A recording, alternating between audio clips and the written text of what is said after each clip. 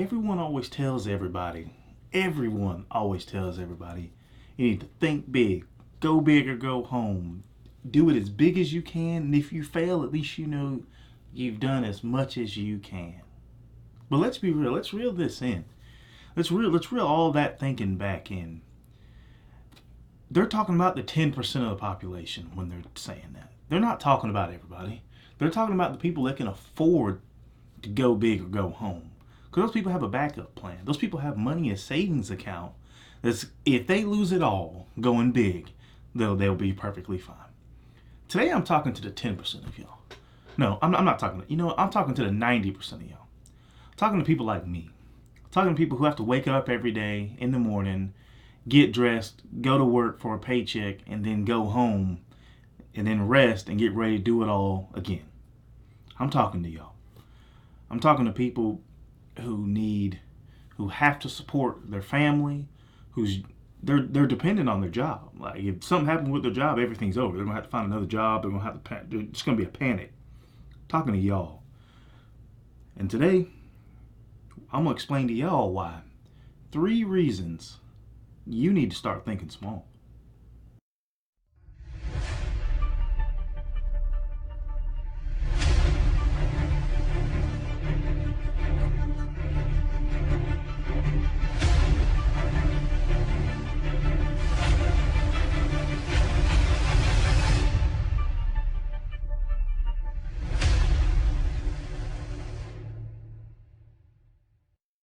All right, guys, welcome back. It's Dante with 5 Minute Mornings. If y'all don't know what 5 Minute Mornings is, 5 Minutes Mornings is a community of people where we're trying to become financially free. We don't want to live the Monday through Friday, 8 to 5 work day anymore. We're trying to become financially free where we can rely on ourselves to live the life that we want to live. That sounds like something you want to do? Then we're going to do this through 3 ways. We're going to do this through motivation, education, and accountability. With those 3 things, anybody can become financially free. 5 Minute Mornings community sounds like something for you? Just comment down below. I'm in, and we'll get you started. All right, guys. Now, before we even get started with the 3 things, when I say, because I know that intro probably hit some people wrong, rubbed some people wrong. When I say think small, I don't mean don't ever think big. I always think small. I mean think big. But in order to succeed, you can't just think big. You have to think small also. You have to think of your big plans. You have to break those down into smaller plans in order to be successful. Unless you're already successful and then you can just think big, and if it works, it works. If it doesn't, it doesn't. But for the 90% of us that I'm talking to, we're not successful. Well, I'm not going to say we're not successful, but we're not where we want to be. Today, I'm not where I want to be when I want to retire. And that's what I'm talking about. If you're where you are when you want to retire, then you're doing great. But for 90% of us who aren't, then we need to start thinking small on top of thinking big. The first reason you need to think small in order to succeed is to have a sense of control of your life, of what you're doing, of what's going on. Guys, if you don't have a sense of control, then what are you doing? I mean, if everything's out of control, then if something goes your way, you don't even know why, because you were never in control of it in the first place. All the money that goes in your hands is going to go right back through your hands, going to go out of your hands, go into somebody else's pocket. In order to be successful, financially free, you have to have a sense of control. You have to know that you're in control of things that are happening in your life so you can change them. If you feel like you're out of control, if you feel like you're not in control of things in your life, you're not going to be able to change them. Now let's go ahead and do an example. Say you want to make $100,000 this year. You said, my goal is to make $100,000 this year, and I'm going to do what it takes. But let's say your salary only pays you $70,000. So you got $30,000 to make up in there somehow. But you said you want to make $100,000 this year. So what you're going to have to do is you're either going to have to pick up an extra job or you're going to have to work overtime. Now, there's no ifs, ands, or buts. You will have to do one of those in order to make $100K. Now, that's where thinking small comes in. Because you're thinking big right now. 100K, that's what I want. It's paying goal. Cool. How are you going to accomplish that? I mean, for real, how are you going to do it? There's no way you're going to say, oh man, it's just going to magically happen at the end of the year. You're just going to have an extra $30,000 in your pocket. We all wish it rained money like that. However, that's not the way it works. That is not the way it works. You're going to have to think small in order to steps that you're going to need to do to achieve that goal. You're going to have to put some steps. You're going to have to put pen to paper. You're going to have to go talk to the boss. You're going to have to figure out what you can do to make that extra $30,000 a year. And that's where thinking small comes in. That's basically the essence of thinking small. Thinking big, $100,000 a year. Thinking small, how am I going to accomplish that $100,000 a year? Also thinking small, what do I need? What are the steps I need to take to do it? And how can I track my progress? Because there's no point in saying you're going to work off duty 4 times a month out of your, you know what, we're going to say you say you want to work off duty 4 days a month out of the 8 or 12 days you get off a month for the weekends. Okay, that's half of your off days working off duty.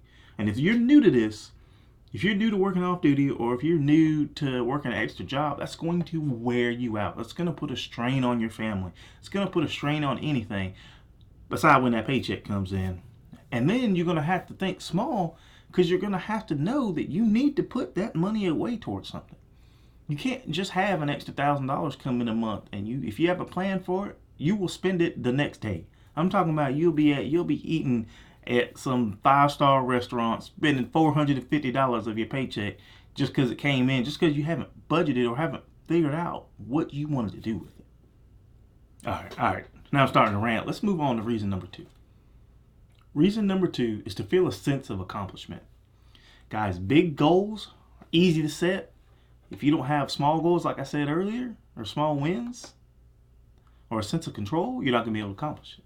But if you don't have a sense of accomplishment during that period of time that you set that big goal, you're also not going to be able to accomplish it. Because with setting a big goal means you have aspirations, you have dreams, you have goals. That's what you're going for. But if you don't have small little bumps in there, small little wins, small little celebrations in there, it's going to be hard to stay disciplined and to keep the motivation that you started with. Because remember, if you're trying to, we'll go back to that example for $100,000 a year. If you're trying to get that $100,000 a year and you're making 70, now every month, if you're trying to work 4 days of off duty or 4 days at another job to make up that extra income, that's 4 days that's away from the house. That's 4 days away from your family. That's 4 days of you away from your friends. You're sacrificing for something. So with that sacrifice, 4 or 5 months in, you've taken 20 days away from your friends, 20 days away from your family, 20 days away from whatever you usually do when you're off. You're going to need some small wins. You're going to have something, some accomplishments, some wins somewhere to keep your motivation up and to keep you disciplined. Because what I'm saying is the small wins and your accomplishments, I consider it as a string. Now you have your string for your small wins and your accomplishments. You have your motivation. You have your discipline, and your string in between. Now, if you don't have any small wins or accomplishments, then there's nothing holding those two together, and they're just going to keep getting farther apart, and eventually your discipline is going to fall through and your motivation is going to fall through. Because if you're working hard for something like that, that's really, it's monetary, meaning you want to do it, but you don't have to do it. If you don't have to do something, then the more you think about it, the longer you're trying to do it without new motivation, or without an extremely strong discipline, or without somebody forcing you or holding you accountable, then it's going to be almost impossible. So you have to have your small wins. You have to have your sense of accomplishment, sense of, man, I'm doing great. I've done it for 3. Matter of fact, if you even need to do it 1 month at a time, 1 month, I work my 4 days. This is what I'm going to give myself. Next month, I work my 4 days. This is what I'm going to give myself. That's what you have to do in order to stay disciplined, in order to stay motivated, in order to stay focused on the bigger goals. All right, guys. Reason number 3 is to like and subscribe to the channel. I'm just kidding, guys. Where am I? All right, the real reason number 3, ensure that you're setting realistic goals. Guys, you have to be setting realistic goals. And the only way to do that is to think small. Because it's easy to set a goal to get $100,000 this year. It's hard to put a plan in place and follow that plan to ensure that you're going to hit that $100,000 a year. With that being said, thinking small helps you think realistic. Now let's go back to that example of $100,000. How are you going to do it? I mean, just how? You put that plan together, how are you going to do it? Is that even realistic for you to achieve? Let's say you just got married and y'all just had a kid. You said you're going to make $100,000 this year. Highly improbable. Highly improbable. I'm not going to say it's impossible. Improbable.